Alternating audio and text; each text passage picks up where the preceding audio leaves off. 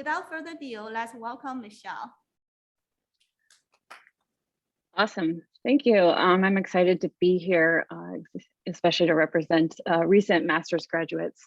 So I'm going to share a little bit about my background and then talk about some recent APOL1 projects that I've been working on. Okay, so I have a very non-traditional journey. This is compared to other biostat friends that I made, comparing our trajectories. But I started out with just an associate's degree in photography. I actually was a photographer for over 15 years. I then went back to school to get my bachelor's for secondary education, where I taught math and biology in high school in Flint and Detroit for 3 different years. So from there, I went back to school again. As you mentioned, I was in the Genome Science Training Program, and I worked with Sebastian Zoellner on the impact of diverse ancestries on GWAS fine mapping. This is a picture of me at graduation with Kathy, who I'm going to turn my laser pointer on, was my favorite study buddy, amongst others. And then after I got my degree, I started working with Matt Sampson, who was just right across the street at the hospital. And I worked on nephrotic syndrome genome-wide association studies, which I'll tell you about nephrotic syndrome shortly. Also building EQTL maps for kidney tissues, and then clinical associations with the gene APOL1, which I'll also dive into. And then after a year, he had the opportunity to come here as a professor at Harvard Medical School and asked me to join him. So the 2 of us came to Boston from Michigan, and over 2 years, you can see this photo down here, we went from 2 people to about 13. So it was fun to build a lab from nothing and really drive the culture and in the goals of the lab. And one of our main lab goals is to improve the health of children with nephrotic syndrome. And we use applied genomics to do this. A lot of the stuff we do is integrate multiple genomics data sets to try to understand, I guess, discover variants and then understand how they link to function. And then we also work with a longitudinal data set called the Neptune cohort, and that's actually run by Matthias Kretzler's group, also at U of M, linking these genetic variants to clinical associations.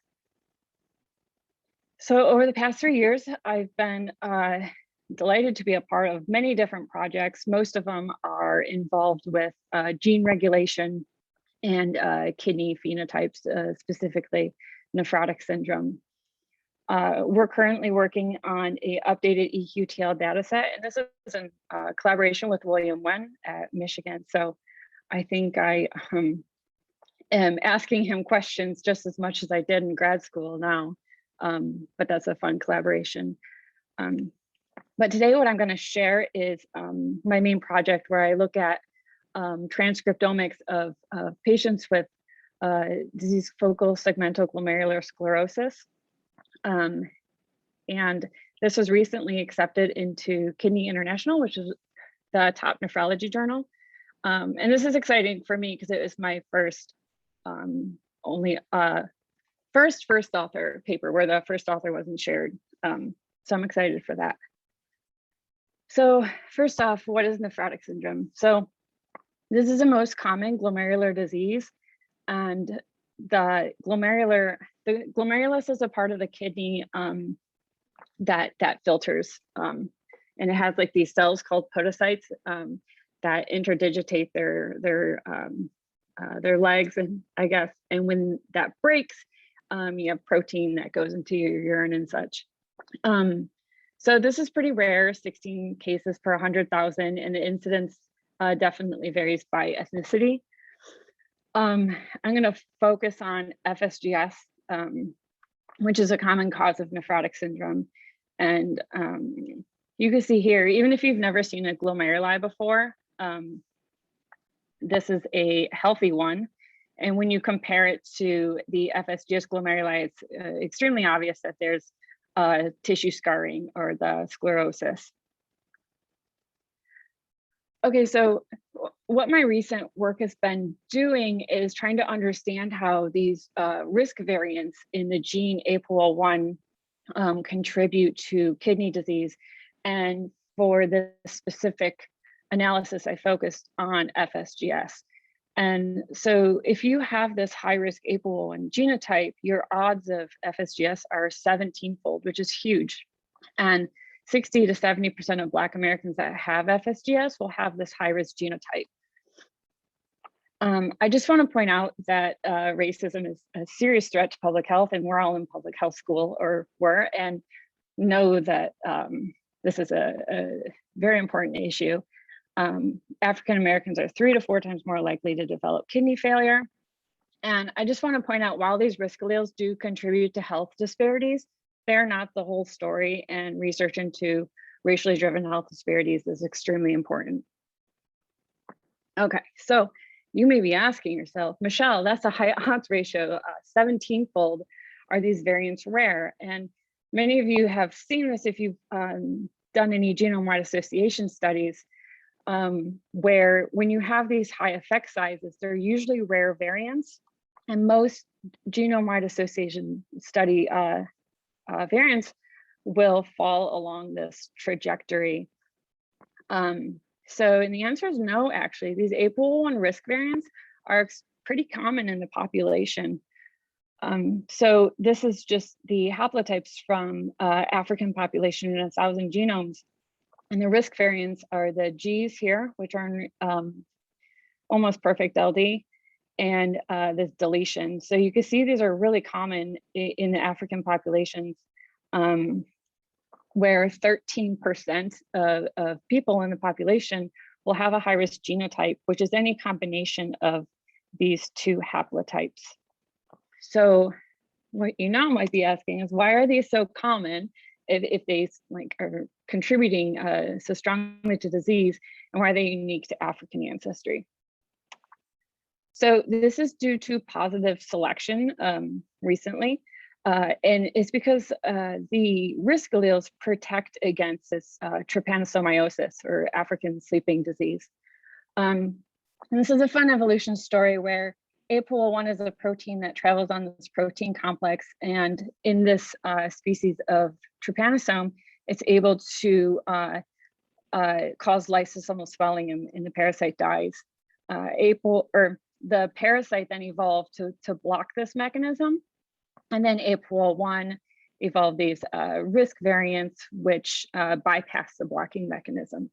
So this is similar to like malaria and sickle cell disease, where if you're homozygous for these risk variants, you're at risk for African sleeping disease. If you're homozygous for the risk variants, you are at higher risk of kidney disease. So due to this heterozygous advantage, the allele has come to be relatively common. And it's relatively common in African ancestry because of the regions where this parasite lives. So the colored regions here are the different trypanosome species, and you can see the allele frequencies of these risk variants within them. Okay, so what do we know? APOL1 is unique to only humans and a few primates. So when we think about studying its effects on kidney disease, it's really hard to build mouse models. In fact, this gene, or these risk variants, were discovered 10 years ago, and they're just now getting mouse models that like recapitulate the phenotype, which is exciting. Another interesting thing is that this is a recessive gene, but it has a gain of function, which normally, if you have a recessive gene and you lose function of both proteins, you would think it's a loss of function. And they actually found an individual that had a double knockout of APOL1 and had no kidney phenotype. So you don't need APOL1 to have a functioning kidney. It's more a question of, when you have 2 copies of APOL1, what are they doing to, I guess, contribute to disease? And that's still a huge question. And there's incomplete penetrance, which is obvious due to the rare prevalence of disease and the high allele frequencies. And we do know that toxicity is associated with increased expression of, the lights turn out if I don't move enough. Sorry. Toxicity is associated with increased expression. However, expression is not doesn't tell the whole story. So there's something else going on that I am working on figuring out. So what we don't know is what mechanism does APOL1 work through to cause disease. And this is just from a recent review where all of these different studies are pointing at different mechanisms. So we're hoping over time they'll converge on a common theme. And it is quite possible that multiple mechanisms are happening at the same time. We also don't know what second and third hits contribute to disease. Some kind of immune attack inciting like an interferon response is for sure one of the hits, but we're still trying to understand the genetic and environmental interactions or mediators of disease. And there's much more that we don't know about APOL1. So what my goal was is to try to understand how we could use human-derived transcriptomics to better understand FSGS in patients that have this high-risk APOL1 genotype. So these G1 and G2 risk alleles are protein coding, and we know that this altered protein can induce lysosomal swelling and kill these trypanosomes.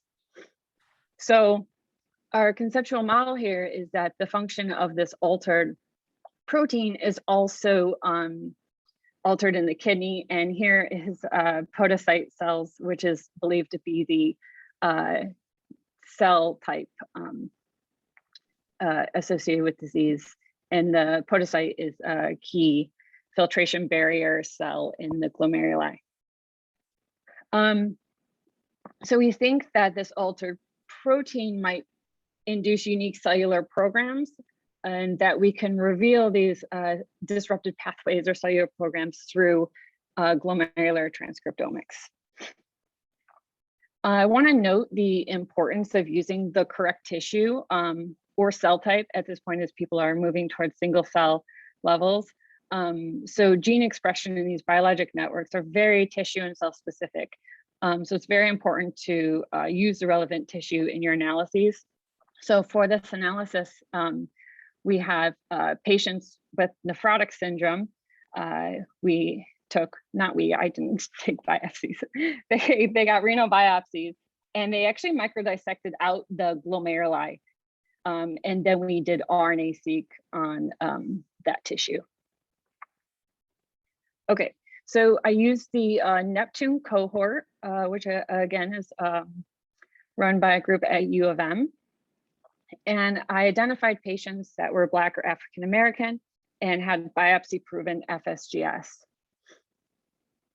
And this gave us 16 samples that have the high risk genotype, which is any combination of the two risk haplotypes, and the low risk genotype is everybody else.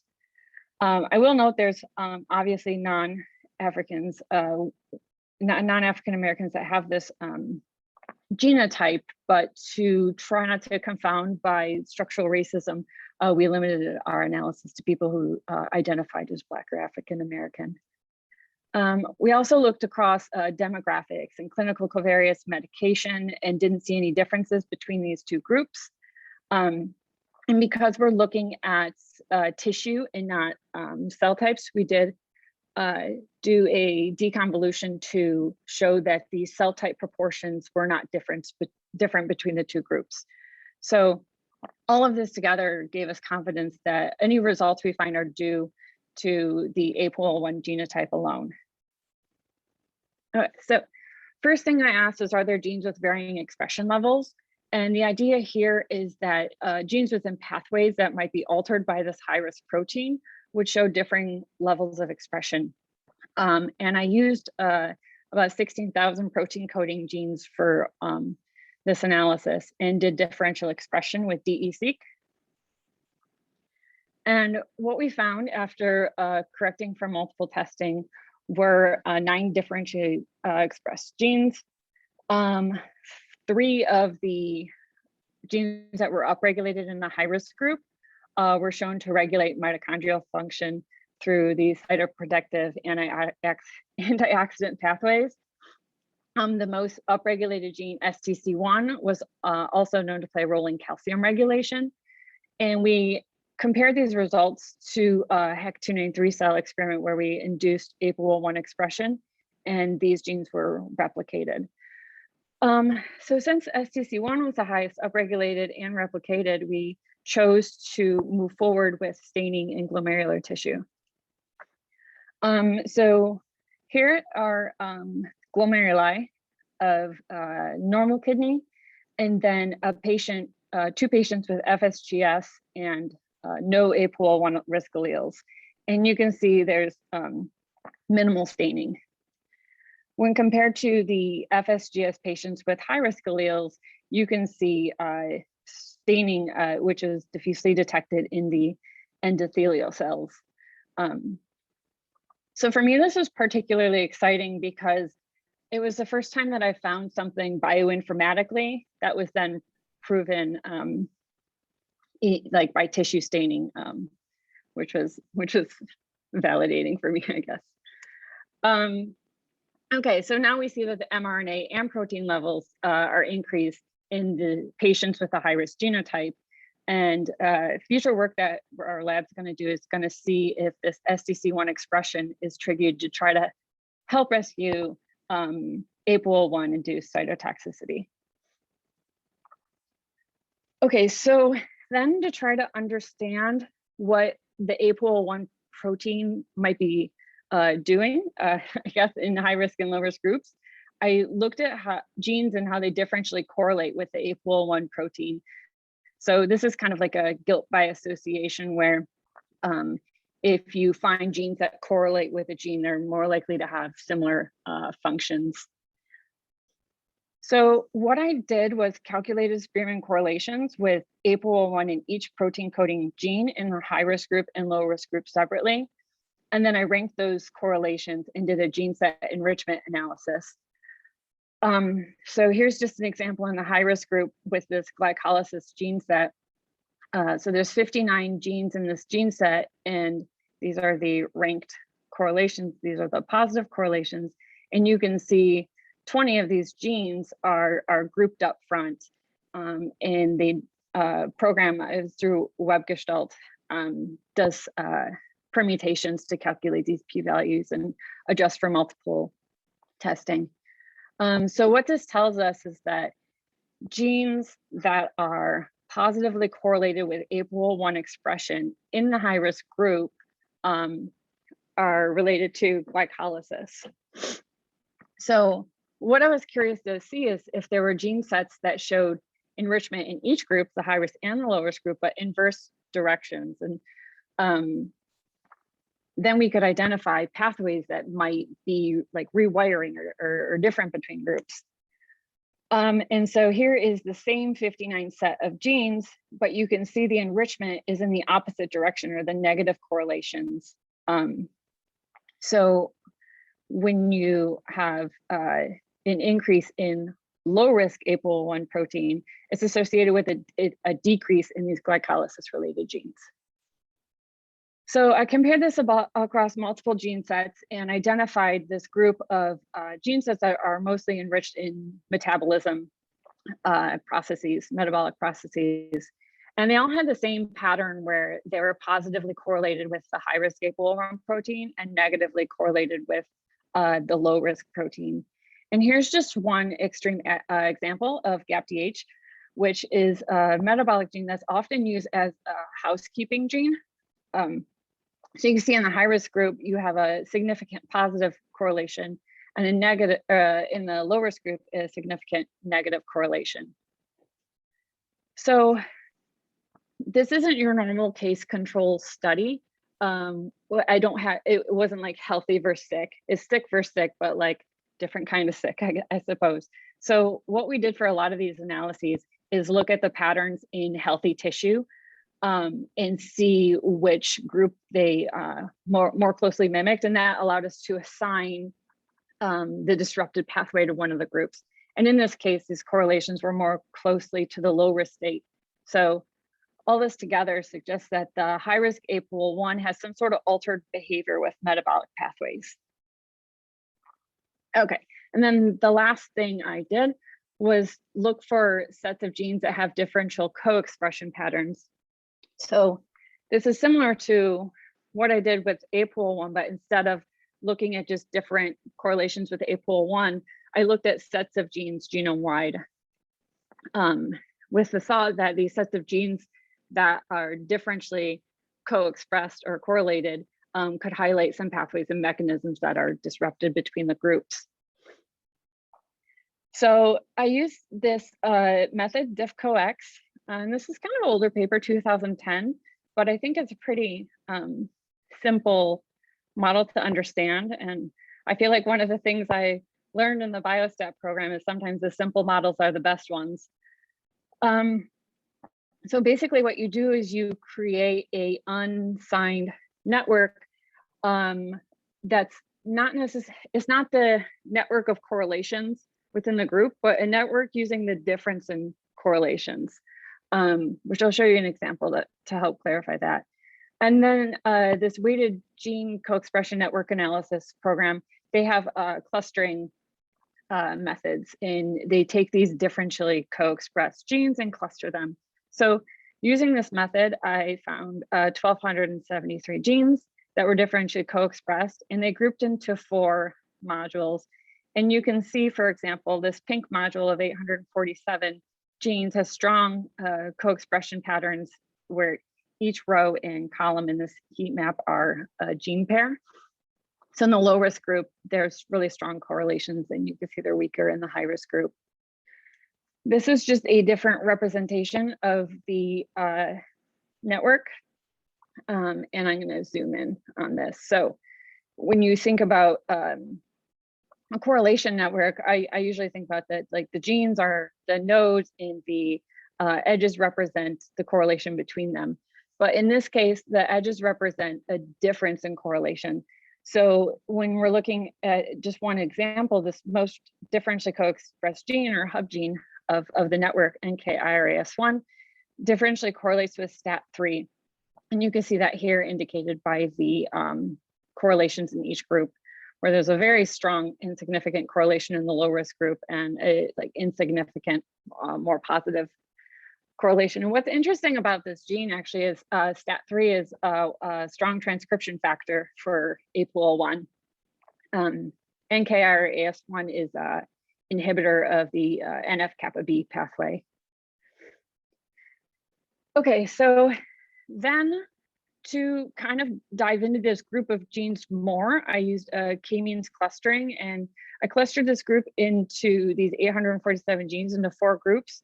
Here I'm just showing 3, where these 3 in the low risk group and these 3 in the high risk group, these are the exact same genes. And this is kind of hard to see, so I'm going to zoom in on this one just to demonstrate. So each one of these dots represents a gene, and the line between them is the correlation, where red is a positive correlation and blue is a negative correlation. So these look like pretty much blobs of red, but there's actually just really strong co-expressed gene networks, except for this group in the high risk group. But what's interesting about these 3 sets of genes is how they behave with each other.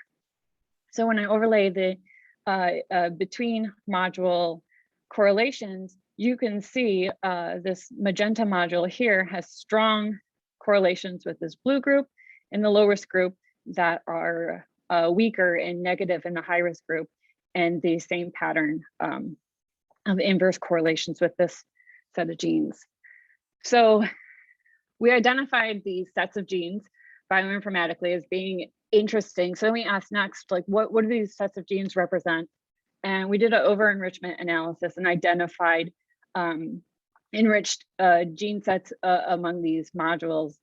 And we found a strong enrichment for the mitochondria, electron transport chain, the ribosome, transcriptional processes. We also found a type 1 interferon signaling pathway and antiviral response, which we know the antiviral response plays a role in the APOL1 pathology. And the set of genes that's behaving differently is a part of what's called the TIM complex. And what the TIM complex is a protein complex on the inner mitochondrial membrane that imports proteins into the lumen. And so when we think about low risk group, these sets of proteins or protein structures on the inner mitochondrial membrane are all positively correlated. And these correlations fall apart or are inverse in the high risk group. And we also compared these patterns to healthy tissue and again found that the high risk group was the abnormal one. So this supports the role of mitochondrial dysfunction in patients that have the high risk genotype. So one strong aspect of our lab here is data sharing. And so what we did was we created this APOL1 portal with collaborators at the Broad Institute, where we upload the results. We uploaded the results for every one of these analyses that are, you could kind of sort through them and download them. You could download the raw RNA-seq data and covariates. I also built a R-Shiny app where you could pick any 2 genes and explore them. And the R-Shiny app is cool because you can log on to the app and see how many people are actually using it. And last week there was like 5 hours of people kind of looking through genes, and I think it's pretty interesting because people are probably doing experiments in their model systems and identifying genes, and then asking how do these genes behave in humans with the actual phenotype. So I think it's going to be really complementary to everyone else's analyses. And I will note that with doing the Shiny app, I reached out a lot to Kathy Smith, Steve Salerno, and now Dr. Holly Hartman. And they were my go-to people in grad school. And it's funny that they're not funny, but it's amazing that they're still my go-to people. So it just goes to show that the network that you build in grad school, you keep with you.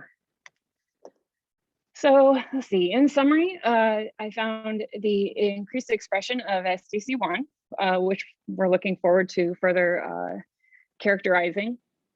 And then these differential correlations with APOL1 and metabolic gene sets, and then the disrupted co-expression of these mitochondrial and antiviral gene sets. So a lot of these converge on mitochondrial dysfunction in metabolic dysregulation. So coming back to this figure I shared previously, you can see there's been 3 previous studies citing mitochondrial dysfunction. And I think models that point to this are going to keep increasing. So yeah, that's it. Thanks to all my collaborators that helped me do this. I included my email if anyone ever wants to reach out. We are always looking for new people if anyone wants to come work in Boston. We're currently looking for a postdoc in our wet lab to do some functional work, but we're primarily a computational lab, so reach out if you ever have interest. And yeah, if you guys have time to talk or ask questions, I'm ready. Thank you, Michelle. And that's a very interesting project. Thanks. Okay, let's see whether our audience have some questions.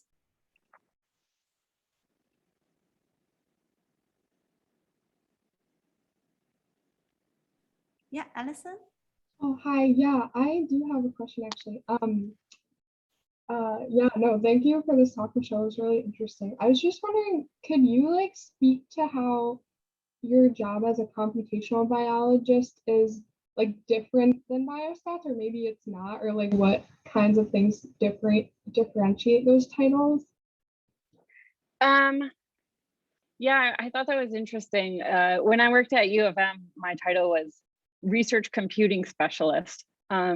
So I think sometimes it's just the the organization you're working for and how they kind of label things, but I think I just as easily could have been biostatistician or statistical geneticist. So the title doesn't necessarily change what like I've been doing, I guess from grad school to U of M to here, but more just the logistics. Got it. Thank you. Yeah, that's been a burning question on my mind, like bioinformatics versus comp bio versus biostats. I know they all like kind of merge together, but Yeah, I mean, I think there's tiny differences. I would think someone with a title computational biologist might not understand if a statistic is complete and sufficient. and someone who knows the statistics or the biostats might not know how to align a genome and like variant calls. So there are differences, but I don't think any of the knowledge or skills needed to have either title are out of reach for one or other. I wouldn't be discouraged to apply to programs that don't have a job title that doesn't feel like it fits you. got it. Thank you so much. That was helpful. Other questions?